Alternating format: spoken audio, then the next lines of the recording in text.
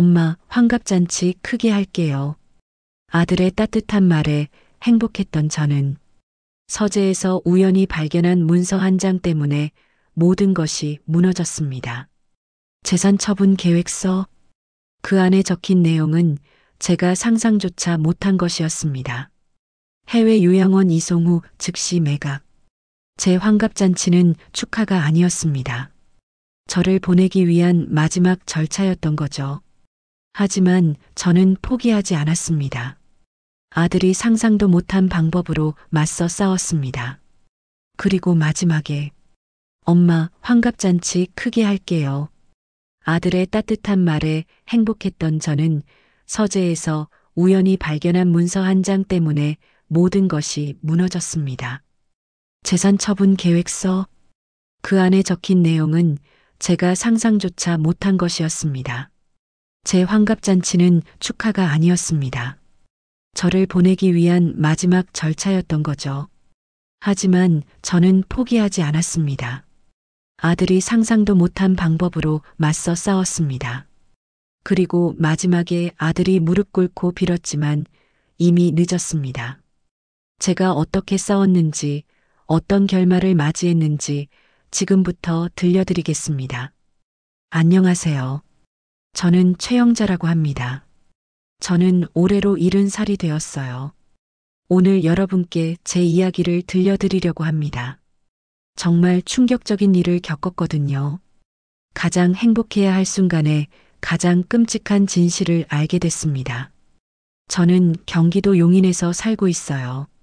남편은 15년 전에 세상을 떠나셨고요. 지금은 아들 부부와 같이 살고 있습니다. 아들 하나를 키웠는데 결혼하고 나서 저랑 같이 살자고 하더라고요. 처음에는 정말 좋았어요. 외롭지 않고 가족이랑 같이 있으니까 행복했죠. 평범하지만 행복한 삶을 살았다고 생각했어요. 근데 한 달 전부터 이상한 일들이 생기기 시작했어요. 저는 곧 환갑이었어요. 아들이 환갑잔치를 해주겠다고 했어요. 엄마, 환갑잔치 크게 할게요. 아니야, 조촐하게 하자. 안 돼요. 엄마 70살인데 크게 해야죠. 정말 기뻤어요. 아들이 제 환갑을 챙겨준다니. 근데 그날이었어요. 환갑잔치 준비를 도우려고 아들 서재에 들어갔어요. 청첩장 샘플을 가져오라고 해서요. 서재 책상 위에 서류가 있었어요. 무심코 봤는데 제목이 이상했어요. 재산 처분 계획서, 처분이라는 단어가 눈에 들어왔어요. 이게 뭐지? 호기심에 펼쳐봤어요. 그리고 읽기 시작했어요. 첫 줄을 읽는 순간 온몸이 얼어붙었어요. 믿을 수가 없었어요. 제가 뭘 발견했는지 정말 궁금하시죠? 그리고 제가 어떻게 대응했는지도요? 아들이 무릎 꿇고 빌었지만 이미 늦었어요. 용서할 수 없는 선을 넘었거든요. 그럼 처음부터 차근차근 말씀드릴게요. 긴 이야기지만 끝까지 들어주세요. 여러분도 분명 공감하실 거예요. 특히 비슷한 상황에 계신 분들은 꼭 들어주세요. 절대 참고만 있으면 안 된다는 걸 알려드리고 싶어요. 아들의 진짜 얼굴을 알게 된 그날의 이야기를 지금부터 시작하겠습니다. 저는 경기도 용인시 수지구에 살아요. 45평 단독주택인데 남편이랑 같이 산 지 55년이 넘었어요. 마당이 있어서 정말 좋아요. 봄에는 꽃이 피고 여름에는 나무 그늘이 시원하고 가을에는 단풍이 들고 겨울에는 눈이 쌓여요. 정말 아름다운 곳이에요.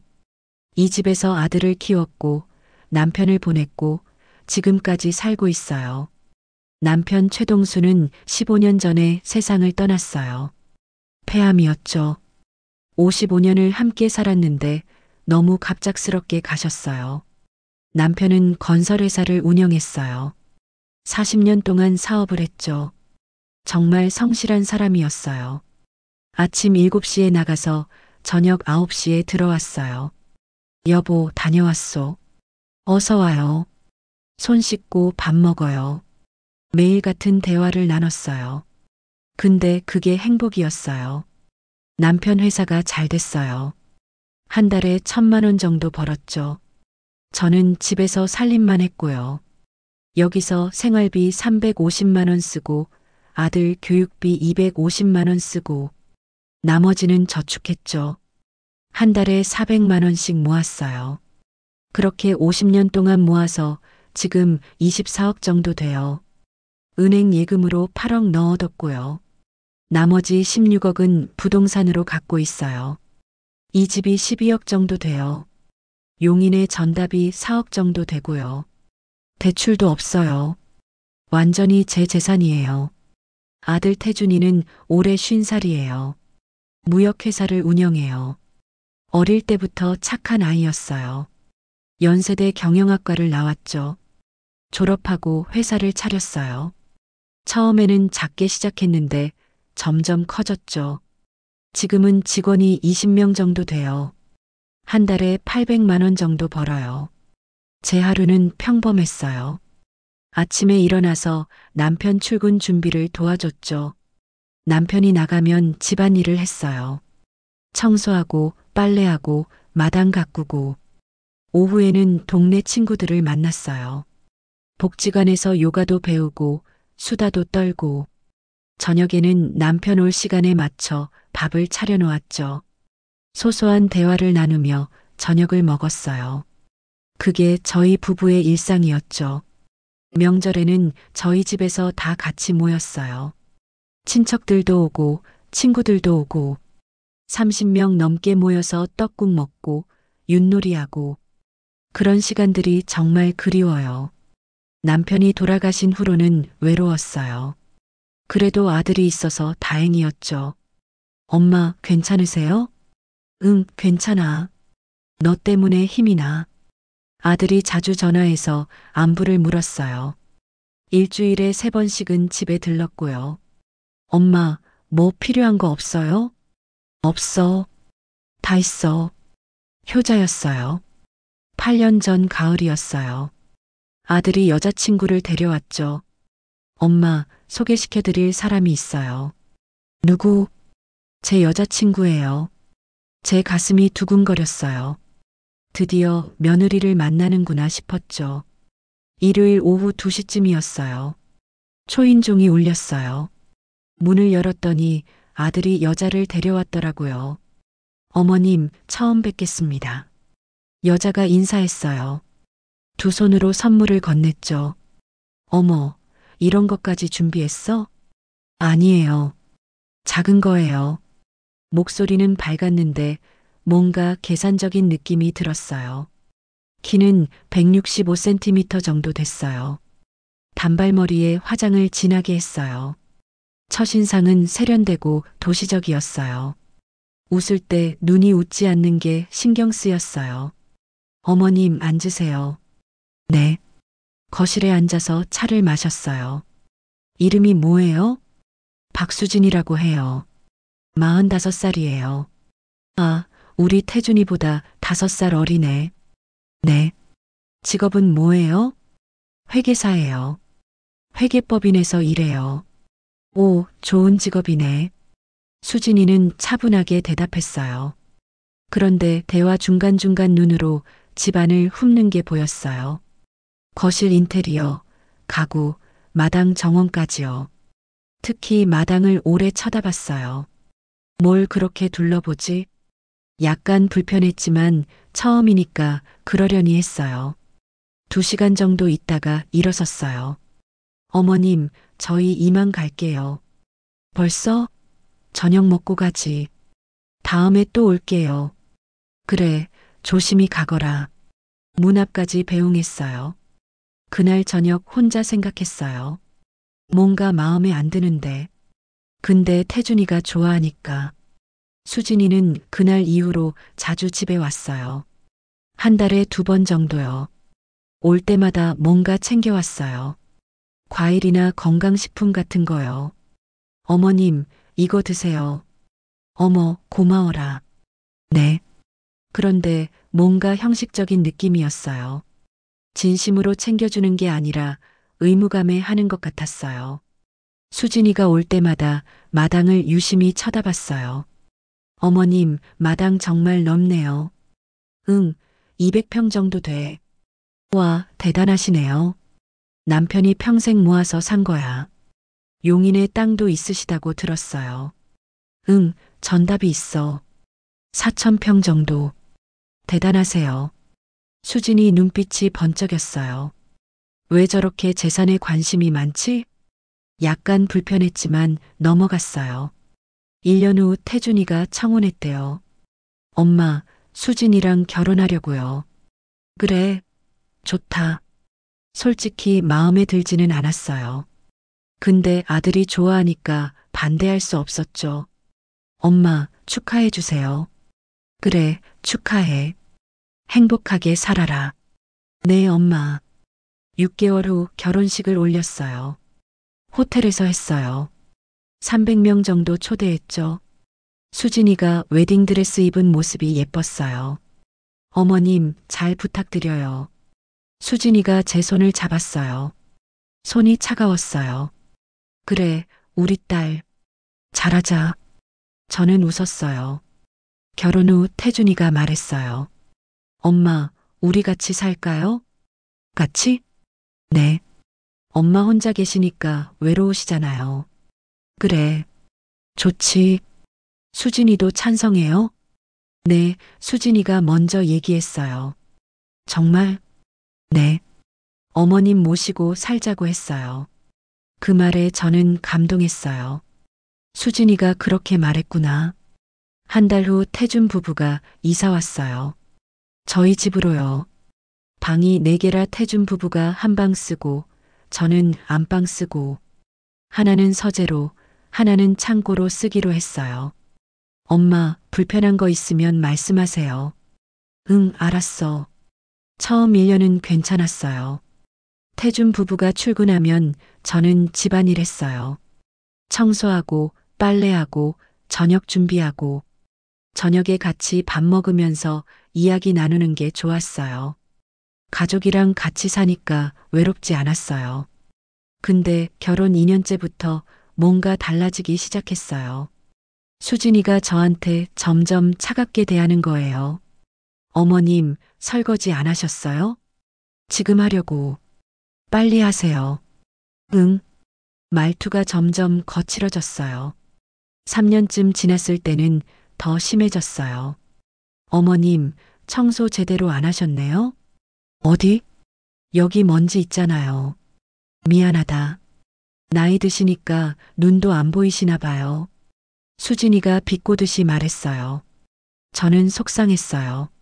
4년째 되는 해였어요. 태준이 회사가 어려워졌대요. 엄마, 회사가 요즘 힘들어요. 왜? 무슨 일이야? 경기가 안 좋아서요. 거래처가 많이 줄었어요. 그래, 힘내라. 네, 엄마. 태준이가 걱정스러운 표정을 지었어요. 한 달 후 수진이가 말했어요. 어머님, 사업 자금이 필요해요. 사업 자금? 네. 태준이 회사가 어려워서요. 얼마나 필요한데? 5억 정도요. 5억? 네. 빌려주실 수 있으세요? 저는 망설였어요. 글쎄, 그건 어머님, 태준이 회사 살려야죠. 알겠어. 생각해 볼게. 빨리 결정해 주세요. 수진이가 재촉했어요. 며칠 후 태준이도 말했어요. 엄마, 정말 회사가 어려워요. 그래. 자금이 없으면 부도날 것 같아요. 엄마, 도와주세요. 태준이가 울먹였어요. 저는 고민했어요. 5억이나 되는 돈을. 근데 아들이니까요. 알았어. 돈 줄게. 정말요? 고마워요, 엄마. 태준이가 저를 안았어요. 일주일 후 5억을 태준이한테 줬어요. 엄마, 정말 감사해요. 그래. 회사 잘 살려라. 네. 근데 그 후로 이상한 일들이 생기기 시작했어요. 태준이와 수진이가 자주 서재에서 대화했어요. 문을 닫고 속삭이듯이 얘기했죠. 뭘 그렇게 얘기하지? 궁금했지만 물어보지 않았어요. 그러던 어느 날이었어요. 태준이가 말했어요. 엄마, 곧 환갑이시잖아요. 응, 그렇지. 환갑잔치 해드릴게요. 아니야, 안 해도 돼. 안 돼요. 크게 할 거예요. 정말 안 해도 되는데. 엄마, 제발이요. 제가 하고 싶어요. 태준이가 간곡하게 부탁했어요. 저는 결국 허락했어요. 알았어. 고마워. 엄마, 정말 감사해요. 태준이가 웃었어요. 환갑잔치 준비가 시작됐어요. 환갑잔치 준비가 본격적으로 시작됐어요. 태준이와 수진이가 여기저기 알아보더라고요. 엄마, 호텔 예약했어요. 어느 호텔? 용인에 있는 5호 호텔이요. 크게 하는구나. 네. 친척들, 친구분들 다 초대할 거예요. 고마워. 태준이가 정성스럽게 준비하는 것 같았어요. 2주일 후였어요. 태준이가 말했어요. 엄마, 청첩장 샘플 좀 봐주세요. 그래. 제 서재에 있어요. 가져와 주실래요? 알았어. 저는 태준이 서재로 갔어요. 문을 열고 들어갔어요. 책상 위에 서류가 여러 장 있었어요. 청첩장 샘플을 찾으려고 뒤적였어요. 그때 눈에 띄는 서류가 있었어요. 재산 처분 계획서. 제목이 이상했어요. 처분? 무슨 처분? 호기심에 펼쳐봤어요. 그리고 읽기 시작했어요. 첫 줄에 이렇게 적혀 있었어요. 최영자 해외 요양원 이송 후 재산 처분. 해외 요양원? 날 보낸다고? 손이 떨렸어요. 계속 읽어 내려갔어요. 1단계 환갑잔치 후 건강 악화 연출. 2단계 해외 요양원 입소 동의서 받기. 3단계 용인 단독주택 매각 예상가 12억. 4단계 용인 전담 매각 예상가 4억. 5단계 예금 8억 인출. 총 예상 금액 16억. 용도 회사 자금 투입. 저는 온몸이 얼어붙었어요. 태준이가 날 요양원에 보내고 재산을 다 팔겠다고? 믿을 수가 없었어요. 계속 읽었어요. 환갑잔치는 친척들에게 마지막 인사하는 자리로 활용. 잔치 후 일주일 이내 해외 요양원 이송. 요양원 선정 필리핀 5호 요양원 월 300만 원. 저는 주저앉았어요. 환갑잔치가 날 보내기 위한 거였어? 눈물이 났어요. 서류를 다시 봤어요. 맨 아래에 서명이 있었어요. 작성자 최태준, 박수진. 둘이 같이 만든 계획이었어요. 저는 서류를 사진으로 찍었어요. 핸드폰으로요. 증거로 남기려고요. 서류를 원래 자리에 놓았어요. 청첩장 샘플을 들고 나왔어요. 거실로 갔어요. 태준이가 기다리고 있었어요. 엄마, 찾으셨어요? 응. 여기 있네. 저는 청첩장을 건넸어요. 손이 떨렸어요. 엄마, 괜찮으세요? 안색이 안 좋으신데. 아니야. 괜찮아. 그래요? 좀 쉬세요. 응. 저는 방으로 들어갔어요. 침대에 누웠어요. 머릿속이 복잡했어요. 어떻게 해야 하지? 태준이한테 따져야 하나? 아니면 조용히 대비해야 하나? 한참을 생각했어요. 그러다 결심했어요. 조용히 대비하자. 증거를 더 모으자. 저는 일어나서 핸드폰을 봤어요. 아까 찍은 사진을 확인했어요. 재산 처분 계획서 명확하게 찍혀 있었어요. 이걸 가지고 뭘 해야 하지? 그때 친구 정수기가 생각났어요. 정수기는 법무사 사무실에서 일해요. 40년 지기 친구죠. 전화를 했어요. 여보세요? 정수가 나 영자야. 영자야. 무슨 일이야? 정수가. 큰일 났어. 왜? 무슨 일이야? 저는 울먹이며 말했어요. 태준이가 날 해외 요양원에 보내고 재산을 다 팔려고 해. 뭐? 그게 무슨 소리야? 서재에서 계획서를 봤어. 환갑잔치 후에 날 보낸대. 정수기가 듣더니 심각한 목소리로 말했어요. 영자야, 이거 정말 위험한데? 나도 알아. 어떻게 해야 해? 일단 만나자. 내가 사무실 변호사님한테 상담받게 해줄게. 정말 고마워. 영자야, 걱정 마. 내가 도와줄게. 고마워, 정수가. 전화를 끊었어요.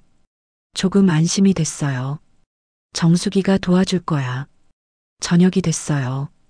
식탁에 앉았어요. 태준이와 수진이도 앉았어요.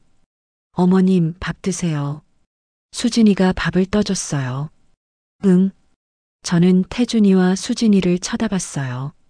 둘이 웃고 있었어요. 저 사람들이 날 버리려고 하는 거야. 밥맛이 없었어요. 엄마, 왜 안 드세요? 아니야. 먹을게. 저는 억지로 밥을 먹었어요. 식사 후 방으로 들어갔어요. 창밖을 바라봤어요. 마당에 나무들이 보였어요. 이 집을 팔려고 하는 거야. 내가 평생 가꾼 집을. 눈물이 났어요. 다음 날 오전이었어요. 저는 정수기를 만나러 갔어요. 법무사 사무실이었어요. 영자야, 어서 와. 고마워, 정수가. 정수기가 변호사님을 소개해줬어요. 이분이 김민수 변호사님이세요. 안녕하세요, 최영자입니다. 안녕하세요. 앉으세요. 저는 상담실에 앉았어요. 김 변호사님이 물었어요. 어떤 일이세요? 저는 핸드폰을 꺼냈어요. 사진을 보여줬어요. 재산 처분 계획서. 김 변호사님이 사진을 봤어요. 얼굴이 굳었어요. 이거 아드님이 작성한 거예요? 네. 심각하네요. 어떻게 해야 해요? 김 변호사님이 말했어요. 일단 재산을 보호해야 합니다. 어떻게요? 신탁을 설정하는 게 좋겠어요. 신탁이요? 네. 재산을 신탁회사에 맡기는 거예요. 그럼 아드님이 함부로 못 팔아요. 그렇게 할 수 있어요? 네. 그리고 유언장도 작성하세요. 유언장요? 네. 공증받은 유언장이 있으면 재산 분쟁을 막을 수 있어요. 저는 고개를 끄덕였어요. 알겠습니다. 그렇게 할게요. 빨리 하는 게 좋아요. 환갑잔치가 언제예요?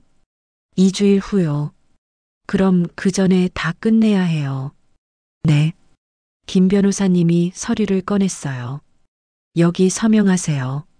신탁 설정 동의서예요. 저는 서명했어요. 그리고 유언장 내용을 정해야 해요. 어떻게 써야 해요? 재산을 누구한테 물려주실 건가요? 저는 생각했어요. 태준이한테 줄 수 없었어요. 사회에 환원하고 싶어요. 사회 환원이요? 네. 어려운 사람들 돕는데 쓰고 싶어요. 김 변호사님이 고개를 끄덕였어요. 좋은 결정이세요. 그럼 재단을 만들거나 기부하는 걸로 하시죠. 네. 유언장을 작성했어요. 제 재산 전부를 사회복지재단에 기부합니다. 수익자 독거노인, 소외계층. 서명하고 도장을 찍었어요. 이제 공증받으러 가야 해요. 지금요? 네. 빨리 하는 게 좋아요. 우리는 공증 사무실로 갔어요. 공증을 받았어요. 이제 법적 효력이 있습니다. 공증인이 말했어요. 저는 안심했어요. 정수가 정말 고마워. 천만에. 친구 좋자는 거지. 집으로 돌아왔어요. 태준이와 수진이는 외출한 상태였어요. 저는 안방에 들어가서 서류를 서랍에 넣었어요. 신탁 설정 서류, 공증받은 유언장. 모두 안전하게 보관했어요. 저녁이 됐어요. 태준이와 수진이가 돌아왔어요. 엄마 다녀왔어요. 왔니? 엄마, 환갑잔치 장소 최종 확정했어요. 그래. 네. 2주일 후 일요일이요. 알았어. 엄마 기대하세요. 정말 멋질 거예요. 태준이가 웃었어요. 저는 대답 없이 고개만 끄덕였어요. 너희 계획은 실패할 거야. 마음속으로 다짐했어요. 일주일이 지났어요. 환갑잔치까지 일주일 남았어요. 태준이와 수진이는 더 바빠졌어요. 매일 밤 서재에서 대화했어요. 여보, 계획대로 하면 되지? 수진이 목소리가 들렸어요. 저는 복도에서 귀를 기울였어요. 응. 환갑잔치 끝나고 바로 진행해. 태준이 목소리였어요. 요양원 계약은 했어? 응. 필리핀 요양원이야. 월 300만 원. 싸네. 한국보다 훨씬 싸네. 그치? 그리고 거기는 한국어 안 통해. 완벽하네. 엄마가 연락도 못 하겠네. 둘이 웃었어요. 저는 주먹을 쥐었어요. 저 사람들이. 다음 날 오전이었어요. 저는 정수기한테 전화했어요. 정수가 나야. 영자야, 무슨 일이야? 태준이가 날 필리핀 요양원에 보낼 계획이래. 뭐? 필리핀? 응. 한국어도 안 통하는 곳이래. 세상에. 정말 악질이네. 정수가 어떻게 해야 해? 영자야, 증거를 더 모아야 해. 어떻게? CCTV 설치해. CCTV? 응. 집안에 몰래 설치하는 거야. 그게 되겠어? 돼. 요즘 소형 CCTV 있어. 시계나 액자처럼 생긴 거. 그래. 내가 알아볼게. 기다려. 전화를 끊었어요. 오후에 정수기한테서 연락이 왔어요. 영자야, CCTV 구했어. 정말? 응. 지금 가져갈게. 1시간 후 정수기가 집에 왔어요. 작은 상자를 들고 왔어요. 이게 뭐야? 시계 모양 CCTV야. 상자를 열어봤어요. 평범한 탁상 시계 같았어요. 이게 CCTV야? 응. 여기 렌즈가 숨어 있어. 정수기가 시계를 가리켰어요. 와, 전혀 모르겠는데. 그치? 그래서 좋은 거야. 어디에 놓아야 해? 서재에 놓으면 좋겠어. 태준이가 거기서 자주 일하잖아. 그래, 알았어. 정수기가 설치 방법을 알려줬어요. 와이파이 연결하면 내 핸드폰으로 실시간 볼 수 있어. 정말? 응. 그리고 녹화도 돼. 고마워, 정수가. 천만에. 증거 잘 잡아. 정수기가 돌아갔어요. 저는 서재로 갔어요. 태준이와 수진이는 외출한 상태였어요. 시계를 책상 위에 놓았어요. 자연스럽게 놓았어요. 이제 증거를 잡을 수 있겠지. 핸드폰으로 CCTV를 확인했어요. 서재가 선명하게 보였어요. 좋아. 잘 보여. 저녁이 됐어요. 태준이와 수진이가 돌아왔어요. 엄마 다녀왔어요. 왔니? 태준이가 서재로 들어갔어요. 저는 핸드폰으로 CCTV를 봤어요. 태준이가 책상에 앉았어요. 시계를 쳐다봤어요. 발각되나? 긴장했어요. 근데 태준이는 그냥 지나쳤어요. 다행이야. 이틀이 지났어요. 환갑잔치까지 닷새 남았어요. 그날 오후였어요. 태준이와 수진이가 외출했어요. 엄마, 잠깐 나갔다 올게요. 그래. 1시간쯤 지났어요. 저는 거실에서 TV를 보고 있었어요. 그때 핸드폰이 울렸어요. CCTV 알림이었어요. 서재의 움직임 감지. 누가 들어갔지? 태준이는 외출했는데. 핸드폰으로 확인했어요. 수진이었어요. 수진이가 돌아왔나? 수진이가 서재 서랍을 열었어요. 뭔가를 찾는 것 같았어요. 그리고 꺼냈어요. 제 도장이었어요. 내 도장을? 수진이가 도장을 들고 책상에 앉았어요. 서류를 꺼냈어요. 부동산 매매 계약서였어요. 용인시 수지구 5호동 5번지. 저희 집 주소였어요.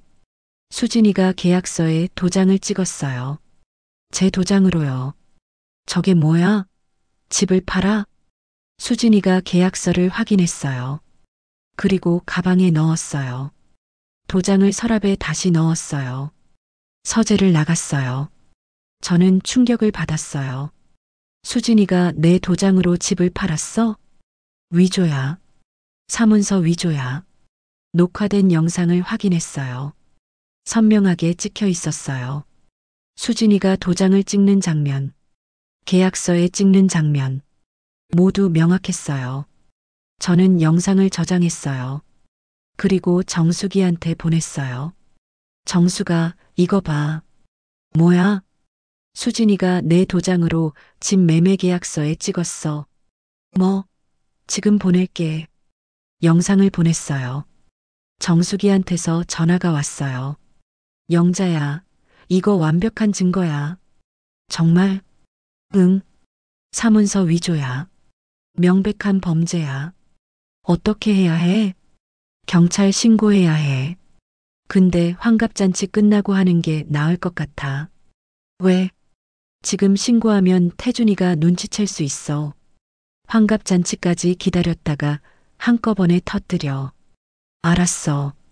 영자야, 잘 참아. 조금만 더. 응. 고마워, 정수가. 전화를 끊었어요. 저는 방에 누워서 생각했어요. 닷새만 참으면 돼. 증거는 다 모았어. 그날 저녁이었어요. 식사 시간이었어요. 수진이가 말했어요.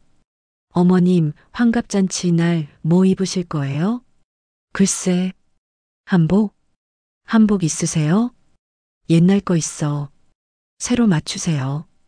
제가 사드릴게요. 아니야, 괜찮아. 어머님, 환갑인데 새 한복 입으셔야죠.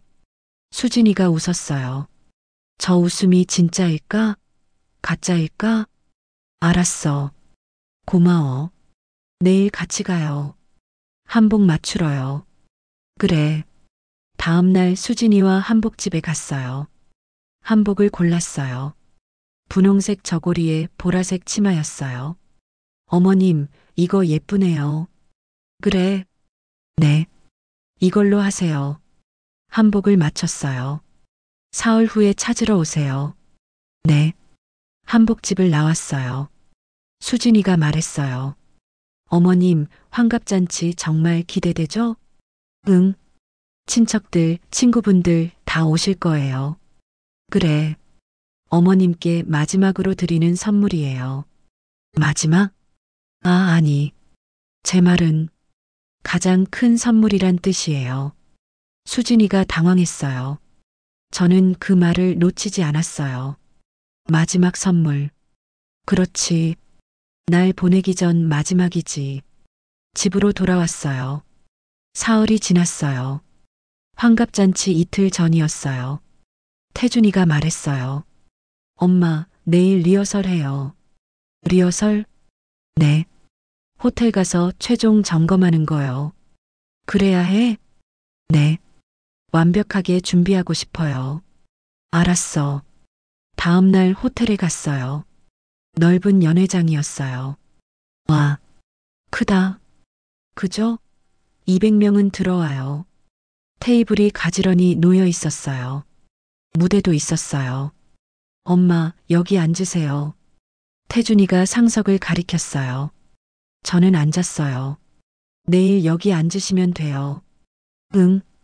그리고 인사 말씀 준비하셨어요? 인사말? 네. 환갑 맞이해서 한 말씀 하셔야죠. 그래야 해? 네. 3분 정도요. 알았어. 리허설이 끝났어요. 집으로 돌아오는 차 안에서 태준이가 말했어요. 엄마, 내일 정말 행복하실 거예요. 평생 기억에 남을 날이 될 거예요. 저는 창밖을 봤어요. 그래. 평생 기억에 남겠지. 너희한테도. 환갑잔치 당일 아침이었어요. 저는 일찍 일어났어요. 오늘이 중요한 날이었어요. 태준이와 수진이한테는 환갑잔치, 저한테는 진실을 밝히는 날. 아침을 먹었어요. 태준이가 말했어요. 엄마, 오늘 주인공이세요.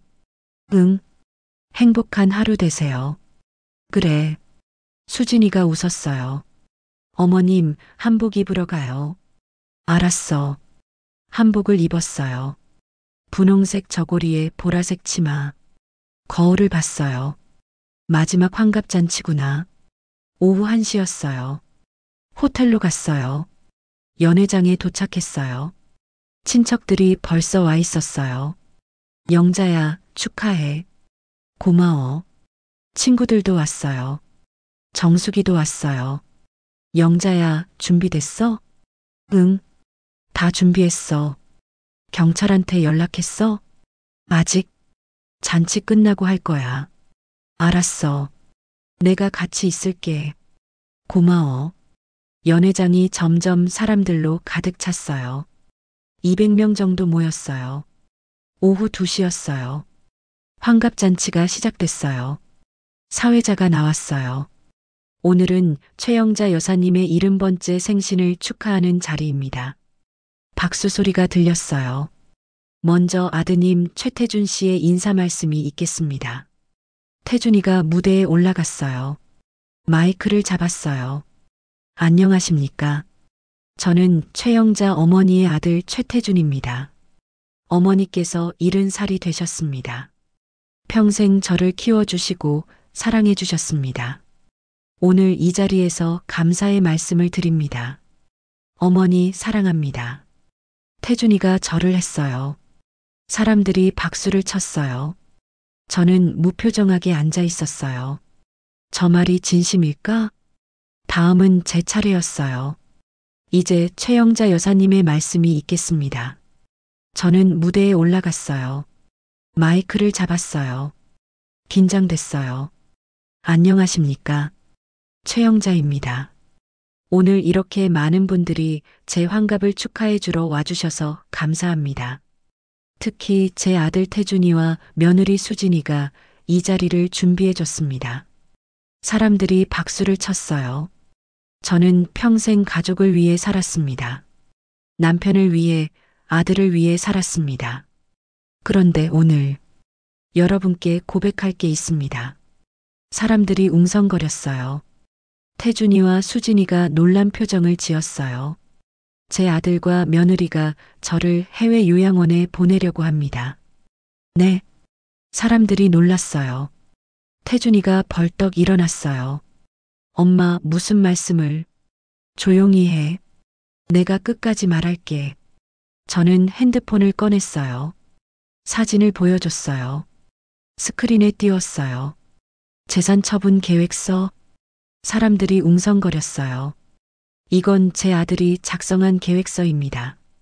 저를 필리핀 요양원에 보내고 제 집과 땅을 팔아 회사 자금으로 쓰겠다는 계획입니다.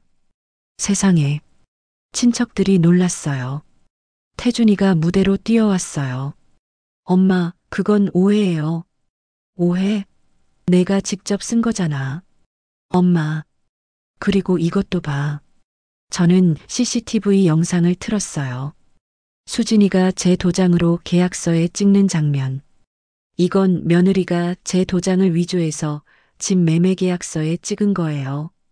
제 동의도 없이요. 사람들이 술렁거렸어요. 수진이가 얼굴이 하얗게 질렸어요. 어머님. 이건 사문서 위조예요. 범죄예요. 정숙이가 일어났어요. 여러분, 저는 법무사 사무실에서 일하는 김정숙입니다. 지금 보신 영상은 명백한 사문서 위조입니다. 그리고 최영자 어르신은 이미 재산 신탁을 설정하셨습니다. 유언장도 공증 받으셨고요. 따라서 아드님과 며느리는 재산을 처분할 수 없습니다. 사람들이 놀랐어요. 태준이가 저를 봤어요. 엄마, 언제? 내가 계획 썼을 때 나도 준비했어. 엄마, 태준아, 넌 내 아들이 아니야. 엄마, 아니에요. 오해예요. 오해가 아니야. 증거가 다 있어. 저는 무대에서 내려왔어요. 경찰이 들어왔어요. 정숙이가 미리 연락해 둔 거였어요. 최태준 씨, 박수진 씨, 동행하시죠? 네. 왜요? 사문서 위조 혐의로 조사받으셔야 합니다. 경찰이 수갑을 꺼냈어요. 안 돼요. 우리는 아무것도 안 했어요. 수진이가 소리쳤어요. 증거가 있습니다. 동행하세요. 경찰이 둘을 데려갔어요. 연회장이 아수라장이 됐어요. 사람들이 웅성거렸어요. 세상에, 자식이 어떻게 해. 며느리가 도장을 위조하다니. 불효자식이네. 친척들이 수군거렸어요. 저는 자리에 앉았어요. 정수기가 옆에 왔어요. 영자야, 잘했어. 응. 힘들었지? 응. 정말 힘들었어. 저는 눈물이 났어요. 환갑잔치는 엉망이 됐어요. 사람들이 하나둘 떠났어요. 영자야, 힘내. 고생 많았어. 친구들이 위로해줬어요. 오후 5시쯤 됐어요. 연회장이 텅 비었어요. 저와 정수기만 남았어요. 영자야, 집 갈래? 응. 호텔을 나왔어요. 집으로 돌아왔어요. 조용했어요. 태준이와 수진이가 없으니까요. 거실에 앉았어요. 영자야, 물 마셔. 정수기가 물을 줬어요. 고마워. 이제 어떻게 할 거야? 모르겠어. 일단 경찰 조사 결과를 봐야지. 그래. 내가 계속 도와줄게. 정말 고마워, 정수가. 정수기가 돌아갔어요. 저는 혼자 남았어요. 거실을 둘러봤어요. 태준이 어렸을 때 사진이 걸려 있었어요. 돌잔치 사진, 초등학교 입학 사진, 대학 졸업 사진. 언제부터 변한 걸까? 눈물이 났어요. 다음 날 아침이었어요. 경찰서에서 연락이 왔어요. 최영자님, 참고인 조사받으러 오실 수 있으세요? 네. 오후에 경찰서에 갔어요. 정수기가 같이 갔어요. 조사실에 들어갔어요. 경찰관이 질문했어요. 어르신, 아드님이 작성한 계획서를 언제 발견하셨습니까? 2주일 전이요. 어떻게 발견하셨습니까? 서재에서 청첩장 샘플을 찾다가 우연히 봤어요. 그리고 며느리분이 도장 위조한 건 언제 알았습니까? 일주일 전이요. CCTV로 봤어요. 경찰관이 기록했어요. 아드님과 며느리분이 모두 혐의를 인정했습니다. 그래요? 네. 재산 처분 계획을 인정했고 사문서 위조도 인정했습니다. 곧 기소될 예정입니다. 알겠습니다. 조사가 끝났어요. 경찰서를 나왔어요. 정수기가 말했어요. 영자야, 재판까지 시간 좀 걸릴 거야. 얼마나? 한두 달 정도. 알았어. 그동안 편히 지내. 응. 집으로 돌아왔어요. 혼자 남은 집이 너무 조용했어요. 한 달이 지났어요. 저는 혼자 집에서 지냈어요. 태준이와 수진이는 구치소에 있었어요. 매일 조용했어요. 너무 조용했어요. 아침에 일어나서 혼자 밥을 먹고, 낮에는 마당을 가꾸고, 저녁에는 혼자 TV를 봤어요. 외로웠어요. 근데 평화로웠어요. 어느 날 태준이한테서 편지가 왔어요. 구치소에서 보낸 거예요. 엄마, 정말 죄송합니다. 제가 정말 잘못했습니다. 회사가 어려워서 그랬습니다. 용서해 주세요. 저는 편지를 읽고 찢어버렸어요. 용서할 생각은 없었어요. 일주일 후 검찰에서 연락이 왔어요. 최영자님, 최태준, 박수진 기소됐습니다. 어떤 혐의로요? 사문서 위조 혐의입니다. 재판은 언제예요?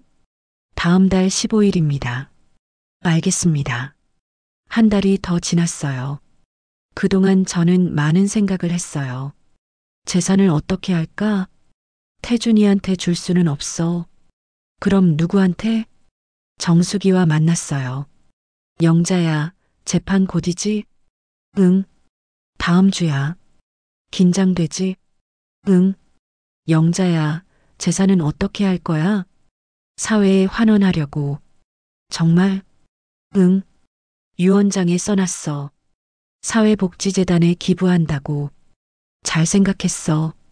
근데 정수가 난 앞으로 뭐라고 살지? 뭐? 집에 혼자 있으니까 너무 외로워. 그럼 봉사활동해. 봉사활동? 응. 복지관에서 봉사자 모집한대. 독거노인 돌보는 거. 그래. 응. 영자야, 너도 누군가를 도우면서 살면 보람찰 거야. 그런가? 한번 해봐. 내가 같이 갈게. 고마워, 정수가. 다음날 복지관에 갔어요. 봉사활동 신청을 했어요. 어르신, 매주 화요일, 목요일 오시면 됩니다. 네. 독거노인 댁에 방문해서 말벗도 되어드리고 청소도 도와드리는 거예요. 알겠습니다. 첫 봉사활동 날이었어요. 정수기와 같이 갔어요.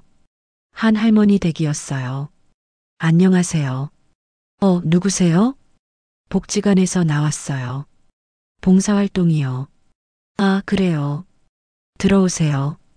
집이 좁고 어두웠어요. 할머니는 혼자 사셨어요. 할머니, 청소 도와드릴게요. 고마워요. 저는 청소를 했어요. 정수기는 할머니와 대화했어요. 할머니, 자식분은 어디 계세요? 아들이 있는데 연락이 안 돼요. 얼마나 안 보셨어요? 3년 됐어요. 할머니가 눈물을 흘렸어요. 저도 마음이 아팠어요. 나랑 비슷하네. 청소를 다 끝냈어요. 할머니, 다음에 또 올게요. 고마워요. 정말 고마워요. 할머니가 손을 잡았어요. 복지관으로 돌아왔어요. 영자야, 어땠어? 좋았어. 보람찼어? 그치? 나도 그래. 앞으로 계속 해야겠어? 그래. 같이 하자. 일주일 후 재판 날이 왔어요. 법정에 갔어요. 정수기가 같이 갔어요. 법정에 들어갔어요. 태준이와 수진이가 피고인석에 앉아 있었어요. 초췌한 모습이었어요. 태준이가 저를 봤어요. 눈물을 흘리고 있었어요. 저는 눈길을 돌렸어요. 재판이 시작됐어요. 판사가 태준이에게 물었어요. 피고인 최태준, 기소 내용을 인정합니까? 네, 인정합니다. 태준이가 작은 목소리로 대답했어요. 왜 그런 행동을 했습니까? 회사가 어려웠습니다. 그래서 어머니를 해외 요양원에 보내려고 했습니까? 네, 죄송합니다. 어머니 동의도 없이 재산을 처분하려고 했습니까? 네, 정말 죄송합니다. 태준이가 고개를 숙였어요. 판사가 수진이에게도 물었어요. 피고인 박수진, 당신도 인정합니까? 네, 인정합니다. 시어머니 도장을 위조해서 부동산 계약서에 날인했습니까? 네, 죄송합니다. 시어머니 동의 없이요? 네, 정말 죄송합니다. 재판이 계속됐어요. 검사가 증거를 제출했어요. 재산 처분 계획서, CCTV 영상, 위조된 계약서, 모두 명확한 증거였어요. 검사가 일어났어요. 재판장님, 피고인들은 계획적이고 악질적인 범죄를 저질렀습니다. 피해자는 73 고령이며 자신의 친아들과 며느리에게 배신당했습니다. 피고인들은 피해자를 해외 요양원에 보내고 재산을 모두 처분하려 했습니다. 그리고 며느리는 피해자의 도장을 위조해 부동산 계약서에 날인했습니다. 이는 명백한 사문서 위조입니다. 엄벌을 요청합니다. 제 변호사도 일어났어요. 김민수 변호사님이었어요. 재판장님, 피해자는 평생 모은 재산을 빼앗길 뻔했습니다. 그리고 자신의 의사와 관계없이 해외 요양원에 보내질 뻔했습니다. 만약 피해자가 미리 발견하지 못했다면 큰 피해를 입었을 것입니다.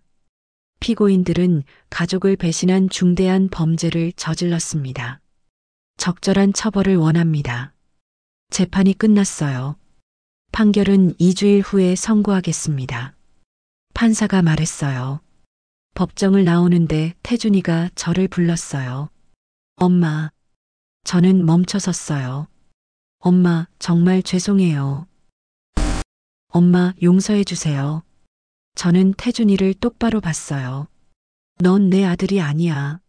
엄마, 날 요양원에 보내려고 했잖아. 죄송합니다. 제가 미쳤어요.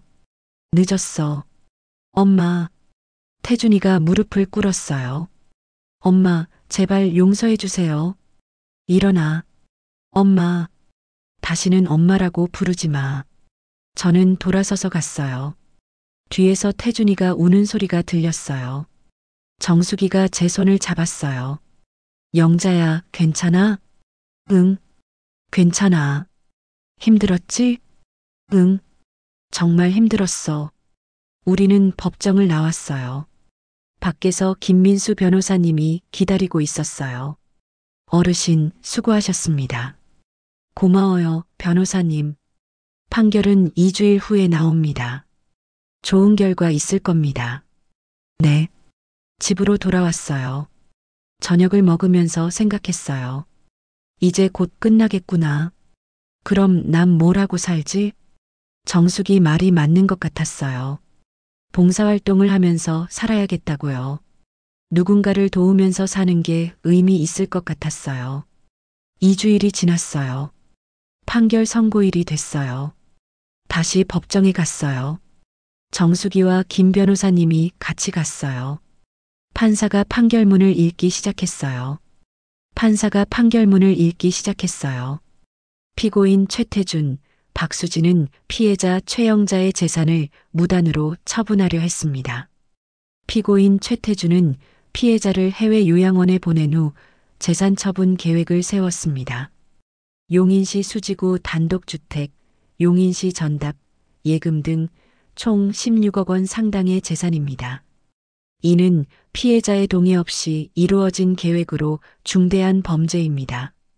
그리고 피고인 박수진은 피해자의 도장을 무단으로 사용했습니다. 부동산 매매 계약서에 피해자 동의 없이 날인했습니다. 이는 명백한 사문서 위조입니다. 다만 피고인들이 범행을 인정하고 반성하고 있으며 실제로 재산 피해가 발생하지 않은 점을 고려합니다. 피해자가 미리 발견하여 신탁 설정과 유언장 작성으로 재산을 보호했습니다. 따라서 이번 범죄는 미수에 그쳤습니다. 이에 피고인 최태준을 징역 2년에 집행유예 3년을 선고합니다. 피고인 박수진을 징역 1년 6개월에 집행유예 3년을 선고합니다. 그리고 사회봉사 200시간을 명합니다. 법정이 조용해졌어요. 집행유예였어요. 실형이 아니었어요. 태준이가 고개를 들었어요. 안도하는 표정이었어요. 저는 실망했어요. 집행유예라니. 감옥에 가야 하는 거 아니야? 판사가 계속 말했어요. 피고인들은 가족관계를 회복하도록 노력하십시오. 그리고 다시는 이런 범죄를 저지르지 마십시오. 피고인들은 석방됩니다. 교도관이 수갑을 풀어줬어요. 태준이와 수진이가 일어났어요. 태준이가 저를 봤어요. 엄마. 저는 눈길도 주지 않았어요. 법정을 나왔어요. 복도에서 김 변호사님이 말했어요. 어르신, 집행유예가 나왔습니다. 네. 실형은 아니네요. 네. 미수에 그쳤고 초범이라서 집행유예가 나온 것 같습니다. 그렇군요. 하지만 범죄 기록은 남습니다. 그리고 집행유예 기간 3년 동안 다시 범죄를 저지르면 실형을 살게 됩니다. 알겠습니다. 어르신, 앞으로 조심하세요. 아드님과 며느리를 멀리 하시는 게 좋겠습니다. 네. 그럴게요. 정수기가 제 손을 잡았어요. 영자야, 괜찮아? 응, 괜찮아. 집행유예라도 범죄자야. 기록이 남잖아. 그래. 법정을 완전히 나왔어요. 밖에서 태준이가 기다리고 있었어요. 수진이도 같이 있었어요. 엄마, 태준이가 다가왔어요. 엄마, 정말 죄송해요. 엄마, 용서해 주세요. 다시는 안 그럴게요. 저는 태준이를 쳐다봤어요. 태준아, 넌 이제 내 아들이 아니야. 엄마, 난 널 용서할 수 없어. 엄마, 제발요. 집에 오지 마. 짐 다 챙겨서 나가. 엄마, 오늘 안으로 나가. 안 나가면 경찰 부를 거야. 태준이가 울었어요. 수진이도 울었어요. 어머님, 정말 죄송합니다. 너희 둘 다 내 앞에 나타나지 마. 저는 돌아섰어요. 정수기와 함께 떠났어요. 차에 탔어요. 영자야, 잘했어. 응. 힘들지? 응. 너무 힘들어. 저는 울었어요. 정수기가 저를 안아줬어요. 영자야, 울어. 다 울어. 한참을 울었어요. 집으로 돌아왔어요. 거실에 앉았어요. 영자야, 물 마셔. 고마워. 영자야, 이제 어떻게 할 거야? 모르겠어. 태준이 정말 짐 빼러 올 것 같아? 오겠지. 집행유예라도 받았으니까. 그럼 내가 같이 있을게. 고마워, 정수가. 3시간 후였어요. 초인종이 울렸어요. 태준이와 수진이었어요. 문을 열었어요. 엄마, 짐 싸러 왔어? 네. 빨리 싸. 1시간 안에. 알겠습니다. 태준이와 수진이가 방으로 들어갔어요. 짐을 쌌어요. 저와 정수기는 거실에서 지켜봤어요. 1시간 후였어요. 태준이가 짐을 다 쌌어요. 큰 가방 2개, 박스 5개였어요. 엄마, 다 쌌어요. 그래, 나가. 엄마, 정말 마지막으로 한 말씀만. 할 말 없어. 엄마, 태준이가 무릎을 꿇었어요. 엄마, 제발 용서해 주세요. 일어나. 엄마, 저 정말 잘못했어요. 회사가 너무 어려워서 그랬어요. 그게 변명이 돼? 아니, 아니에요. 변명이 안 되죠. 그럼 나가. 엄마, 수진이도 무릎을 꿇었어요. 어머님, 저도 정말 잘못했습니다. 너희 둘 다 나가. 어머님, 나가. 당장 나가. 저는 소리쳤어요. 태준이와 수진이가 일어났어요. 짐을 들고 나갔어요.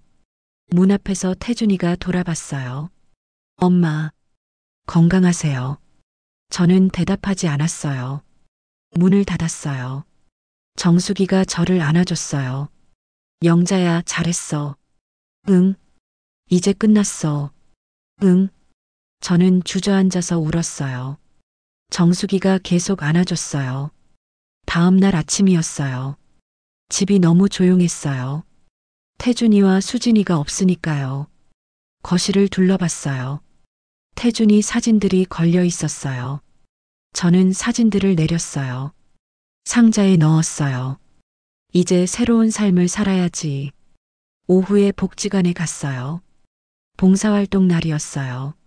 정수기와 같이 갔어요. 독거노인 할머니 댁에 갔어요. 안녕하세요, 할머니.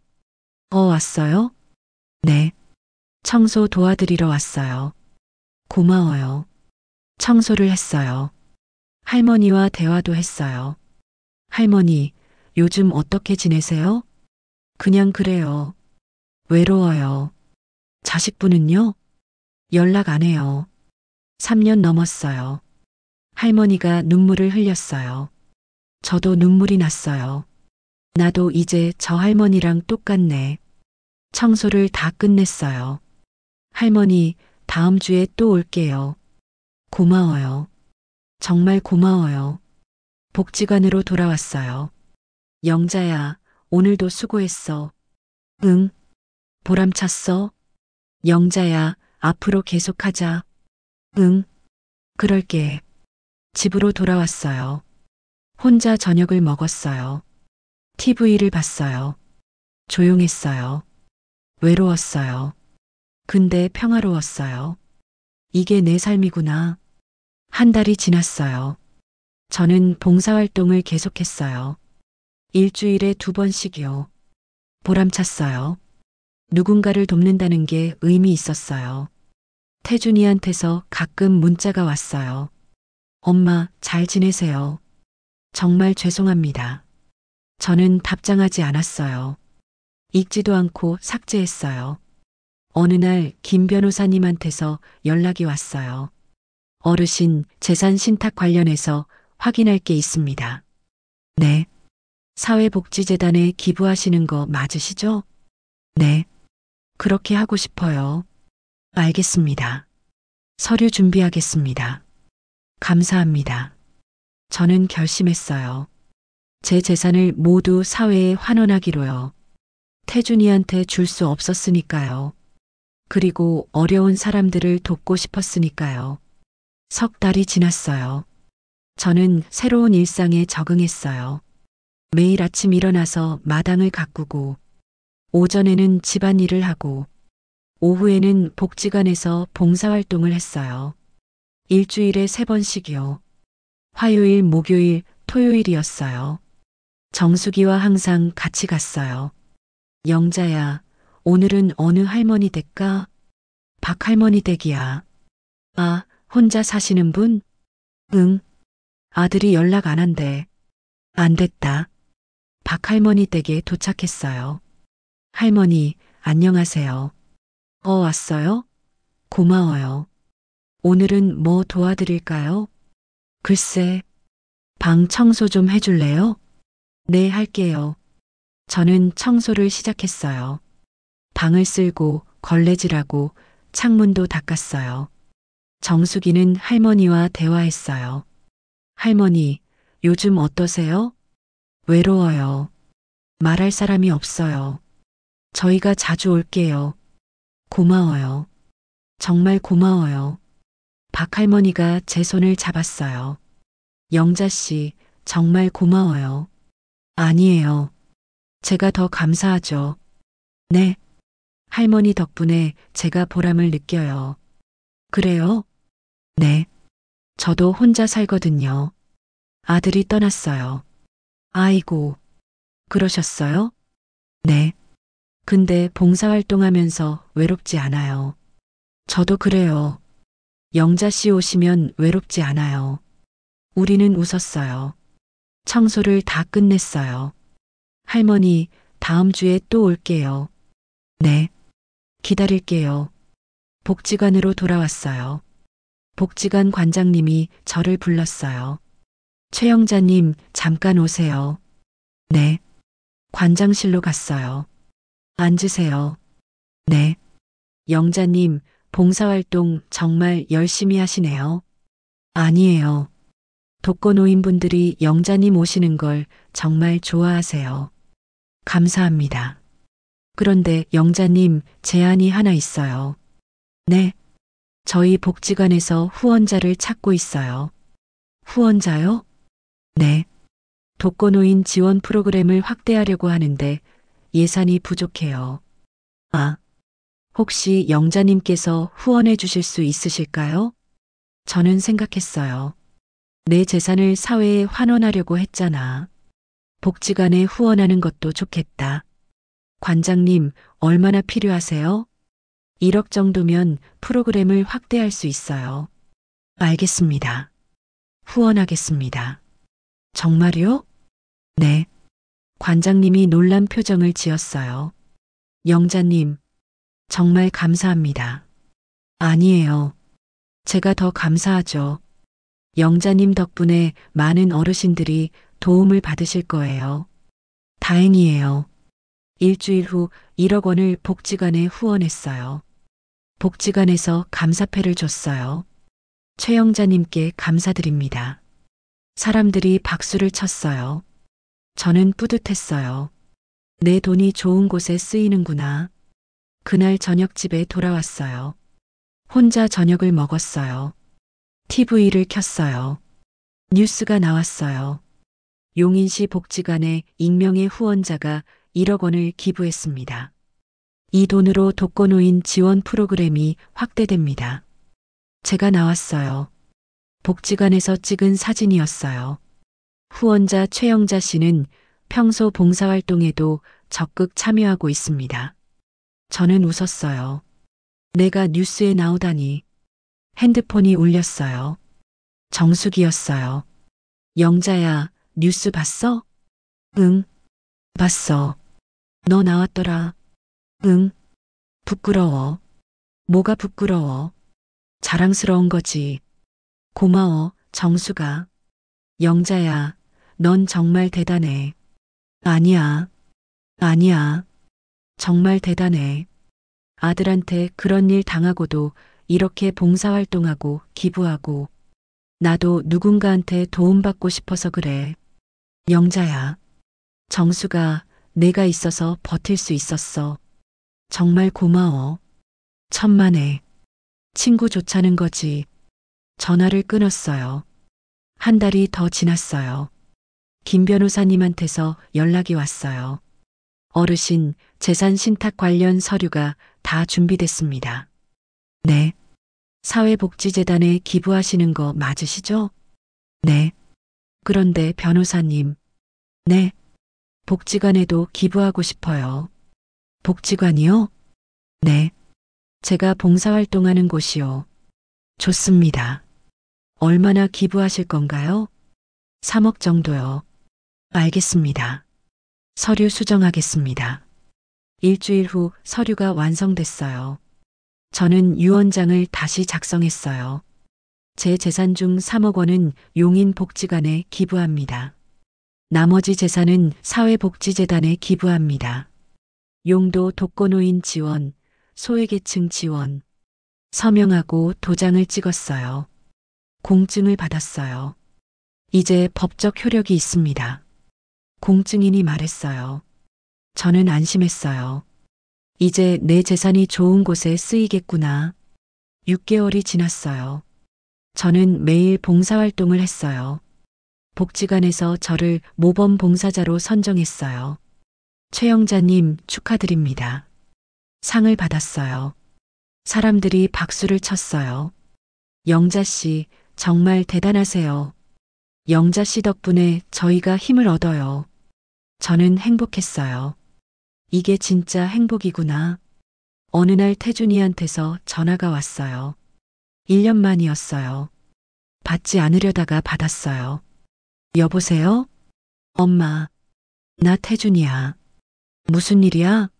엄마, 그동안 잘 지내셨어요? 응, 엄마, 저 정말 반성하고 있어요. 그래, 엄마, 제발 한 번만 봐주세요. 태준아, 네, 엄마. 난 널 용서할 수 없어. 엄마, 근데 내가 진심으로 반성한다면 좋은 일 하면서 살아. 엄마, 나처럼 봉사활동해. 누군가를 도우면서 살아.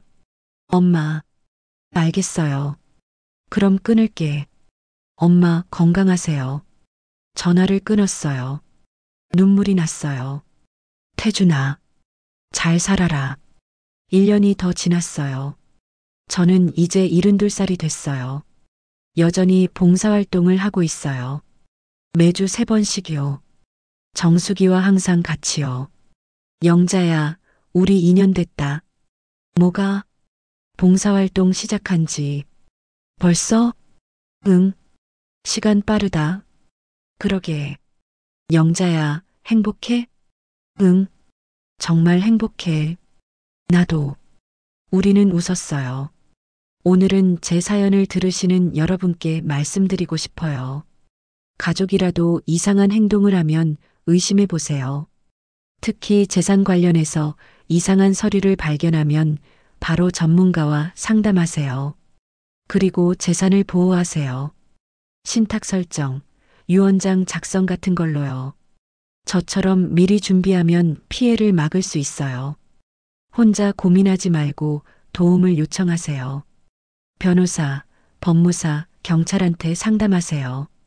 저는 정수기와 김 변호사님이 도와주셔서 다행이었어요. 만약 위험한 상황이라면 포기하지 마세요. 끝까지 싸우세요. 증거를 모으세요. CCTV, 서류, 녹음 같은 거요. 증거만 있으면 법이 도와줄 거예요. 그리고 여러분께 말씀드리고 싶어요. 재산보다 중요한 게 있어요. 마음의 평화예요. 저는 재산을 지켰지만 아들을 잃었어요.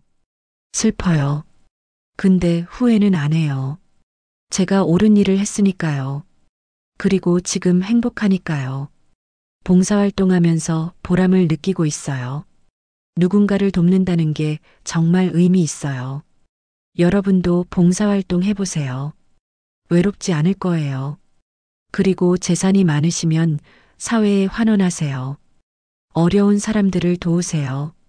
그게 진짜 의미 있는 삶이에요. 저는 이제 제 재산을 복지관과 재단에 기부하기로 했어요.